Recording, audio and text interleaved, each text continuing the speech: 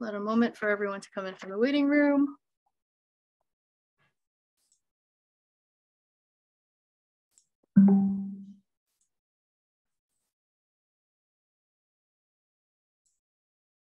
Okay.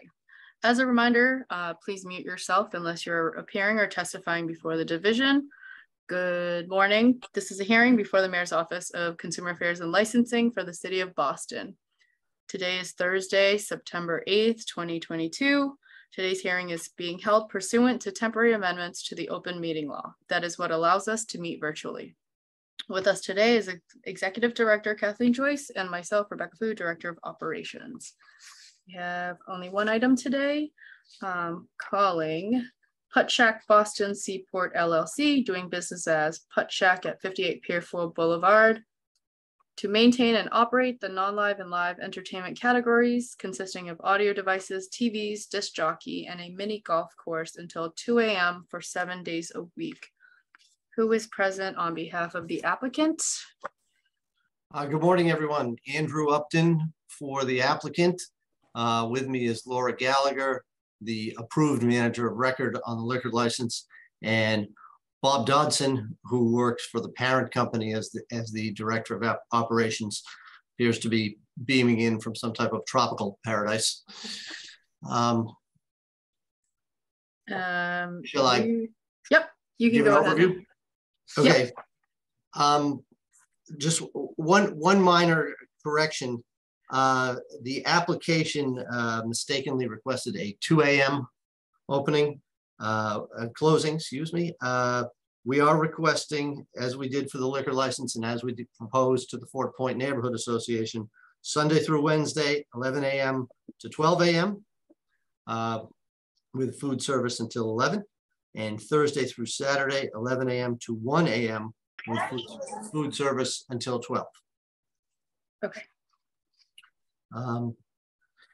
Because this was previously approved for a liquor license, we did a full presentation before the licensing commission. I'll give an overview so as not to take up too much time, but we're certainly glad to answer any questions along the way or afterwards.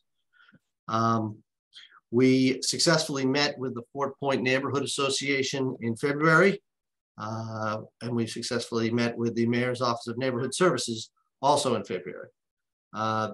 This is a large-scale mini golf themed restaurant. They have successful operations in suburban Chicago and Atlanta already, and this is their first outpost in Boston. It is an exciting concept. It is adult oriented. There is no dance floor. There is no dancing. There is no live music requested. They will employ approximately 175 staff people. They will have security at the door. After 8 p.m., the policy will be adults only. Every person will be checked for ID. They will not accept any out-of-state IDs. Everyone will be TIPS trained, and they have recently purchased a state-of-the-art scanner to try to prevent fraudulent IDs. So that is the overview of the concept. They're looking to open for training around September 27th, and to be fully open to the public within about 2 weeks after that. So as I said, we're obviously approved for the liquor license. We've gone through the community process. This is the final step in discretionary permitting, and we're glad to answer any questions. Thanks. Just to break it down a little bit, and I'm going to rely heavily on Rebecca to help me ask the appropriate questions, but you did say you want to have a disc jockey, correct? Yes, we have applied for a disc jockey. Okay, so right now, is that listed on your inspection certificate? That live is allowed? I don't believe we have our inspection certificate yet. Okay. All right, that's what we were wondering, so we don't have a copy of it either. And when do you plan on actually opening? Currently, October 12th, open for training on September 27th. Okay.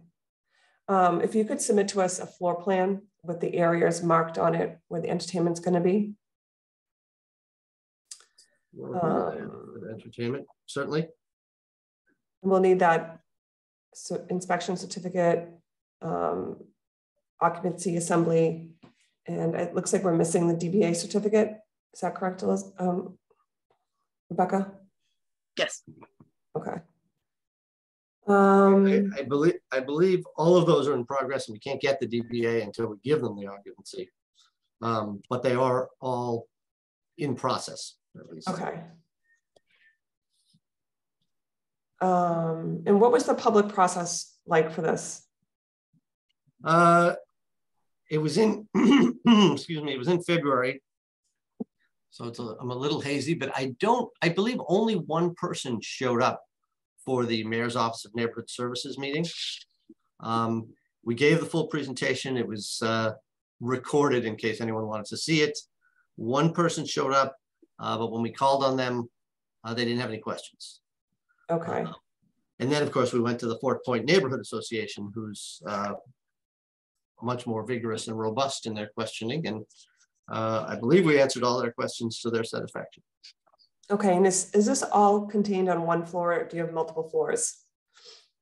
There are, Bob, correct me if I'm wrong, but there's the main floor is upstairs, and then there's a smaller entrance floor downstairs. Correct. And the capacity for the top floor is what? 312. We're under a total capacity is 624. Thereabouts. I may be off a number or two since it's not finalized. Okay, and so if you could also submit to us a security plan and an operations plan. I believe where you're located, there's a lot of other bars too. So we'd be wanting to know what you have figured out as far as dispersal, so people aren't loitering outside at the end of the night. How you're going to deal with lines and things. We're glad to submit a security and operations plan, but if it's helpful, Bob has already thought some of this through. So Bob, can you just give a few of the highlights about dispersal and security? Yeah, we don't have any other bars around that I'm aware of, except for the bar that's in the bottom of the Omni, which is about 2.5 blocks away. There are bars north about three or four blocks. But as far as the security plan goes, as far as crowd flow, we typically don't have lines outside that affect the street business, because our foyers are so big and we're able to pull all traffic in, especially in a cold environment as well, as we don't want anybody sticking outside. So we've taken that into the design phase from a security. As far as Uber goes, we plan to do that on Congress Street, right in front of the loading dock. So it's not in front of the residential towers. They're on Pier 4. So that's a part of the plan that we submitted originally as well, with all the documentation to appease the neighborhood board as well and the residents above. Okay. Rebecca, do you have any other questions that we need to have answered before we review everything? I guess my only question is how do attendees, can they do they just buy a pass at a door for the golfing? Can they pay ahead? So what happens is we really recommend, and we merchandise and market the online reservation process, and there's designated timelines within each hour to ensure that we're not overflows, to ensure that the capacity is not reached and they're not stressing out, one, the operations, or two, anything around us. So we rely heavily on that process, but we do also have 20%, 25% availability for walk-in business as well. But most of our marketing is targeted towards online reservations. We also just added a dinner online dining platform to that to assist with that as far as the operational execution piece. Okay, great. That concludes all my questions. Oh, actually, sorry, one more. Are there a lot of butters nearby, or is this a commercial area? Sorry, I don't know this area. There are some residents upstairs. It's a condo. It's the Alex condo building. And there are some other, I think to the right is another building. Bob, there are several residential buildings around. Correct. NEMA across the street. And yeah, we have condo owners above. I will point out that directly, it's sort of like cantilevered the commercial space. So directly above us are no residents. And in our negotiations with the landlord, obviously that was a concern, that we would make noise and vibrations and stuff and bother the residents. But because There are no residents directly above us. The landlord did not see that as a problem. However, they did put in the lease that we are held to a strict standard. So if there's any complaints. Yeah, and just let me we will expound be on that. accountable.